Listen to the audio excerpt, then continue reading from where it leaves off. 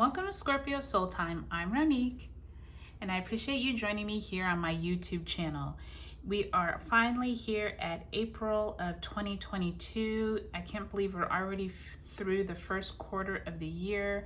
This is an exciting time because we've now moved into the new astrological year, which starts with Aries. Aries is that sign of, it's ruled by Mars, so it is that fiery energy of, God of war, being able to like go after your ambitions, your dreams, being able to like take initiative. But I think the challenge this month with April is that we have a lot of energy around almost like stop and start. So just know, take a look at the calendar of dates that I have for April 2022 at the beginning of this video, as well as in each of your signs, because you will see we open up the new moon in Aries on April 1st, but then we also go through the month and we'll have the full moon in Libra in mid-month, but then the sun will square Pluto on the 18th. The sun will move into Taurus on the 19th. And then as we get to the end of the month, we do have Pluto turning retrograde on the 29th. Mercury enters its retrograde shadow on April 26th. And we actually finish the month with the new moon in Taurus solar eclipse. So there's a lot going on this April. Please take a look at your sun, moon, rising signs. And if you have any planets that are in, I would say Aries, as well as Libra or Taurus, check those out as well. So I will meet you back at your sign in just a moment. Hey Pisces, welcome to your April 2020. Oop, you just got that 10. Not quite sure I'm going to use that because it didn't fall out, but let's just keep that in mind.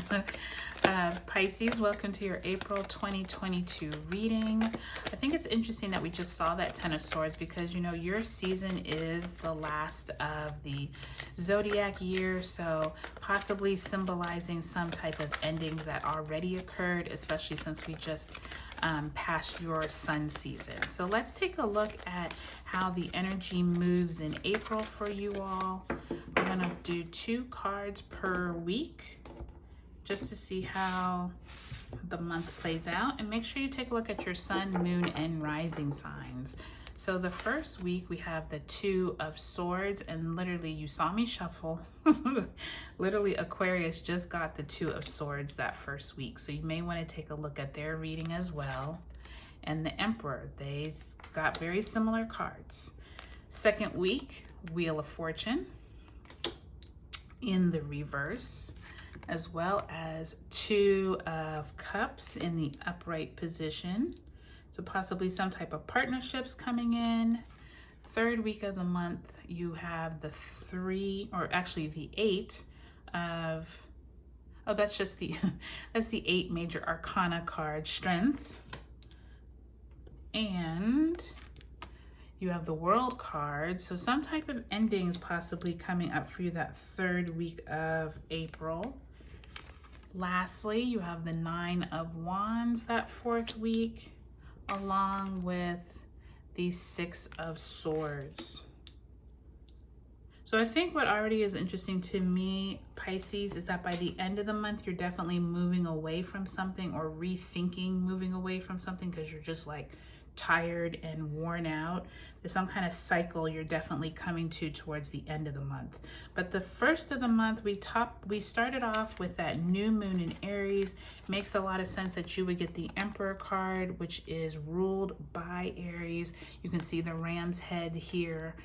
There's some type of maybe decision that you're going to need to make, or you're going to be presented with some type of options, or you're going to need to choose that first week of April where we have the new moon in Aries. The sun is conjunct Mercury in Aries. So be prepared for some type of big decision or some type of information coming in that you might not know how to handle. By the time we get to that 2nd week of April, Pisces, we do have this energy of possibly you working with a partner. This could be in business. It could be a relationship, but I don't really see any other cards that's kind of like lending itself towards it being like platonic love. This looks more to me like some type of emotional support from a friend. With this Wheel of Fortune though in reverse, and then you coming off of that Two of Swords that first week, I want to tell you, I think that this is definitely going to be interesting once we get to mid-month when we have that full moon in Libra. There could be some type of information that comes out with you in partnerships, you working with someone. Libra is, you know, relationships and how you balance the scales between like working with yourself, working with others. And with the Wheel of Fortune in reverse, just be careful. I'm not quite sure if these relationships are like for your greater good, or if you're like even feeling comfortable with those relationships. You're definitely going to have to balance the scales once you get to this third week, because you have that Strength card in the World, and by the time we get to that third week of the month, the Sun has moved into Taurus, Mercury squares Saturn, and then Mercury starts entering its retrograde shadow. So I really feel like you're going to have some kind of diplomacy or patience here with the Strength card. Some type of cycle is ending for you all, Pisces, at that third week of the month, and it could stem from this relationship back here in the mid-month with that reverse Wheel of Fortune. By the time we get to the end of the month, where we have the Pluto turning retrograde and also that new moon in Taurus solar eclipse, you're definitely wanting to move away from some theme in your life. Mentally, you're spent, you're tired of thinking about it. With it in reverse though, it's almost like I'm wondering if you're having second thoughts of moving, or maybe you're just so tired you don't really like have time to like focus on how you're moving forward, or you don't know how to move forward. So there is kind of like this underlying current of like decision making, partnering with someone, maybe having to like have endings come. So I would say, Pisces, your reading is like not as cut and dry as some of the other readings. So what I would say is take a look at your sun, moon, and rising sign and just see how this plays out, because this energy, definitely the Wheel of Fortune and the Emperor and the Six of Swords have come up in several other readings. So if you have placements with other signs, take a look at those as well.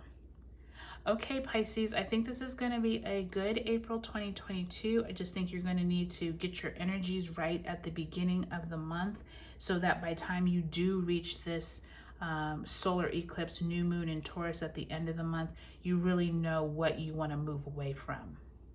Okay, Pisces, I hope you all have a great April 2022.